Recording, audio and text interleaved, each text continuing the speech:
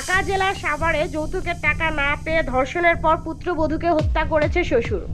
এই ঘটনায় শ্বশুরকে গণপিটুনি দিয়ে স্থানীয়রা হত্যার চেষ্টা করলে পুলিশ দ্রুত তাকে মোটরসাইকেলে নিয়ে থানায় যান।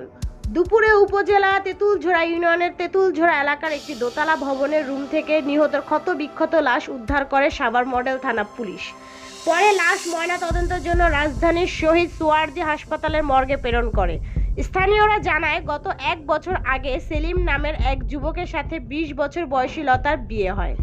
বিয়ের পরে তারা সোলেমান মিয়ার দোতলা বাড়ির একটি কক্ষ ভাড়া নিয়ে বসবাস শুরু করেন।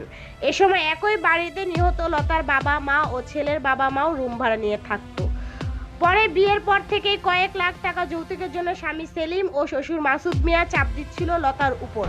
পরে রাতে আবারও যৌতুকের টাকা না পেয়ে শ্বশুর পুত্রবধূ লতাকে ঘরের মধ্যে ধর্ষণের পর শ্বাসরুদ্ধ করে হত্যা করে। এই সময় নিহত লতা বেগম বাঁচার জন্য শ্বশুরকে সারা শরীরে আঘাত করে, কিন্তু আঘাত করেও তিনি মৃত্যুর কাছে হেরে যান। পরে স্থানীয়রা দুপুরে ঘরের মধ্যে লতা বেগমের ক্ষত বিক্ষত লাশ দেখে সাভার মডেল থানা পুলিশকে খবর দেয়।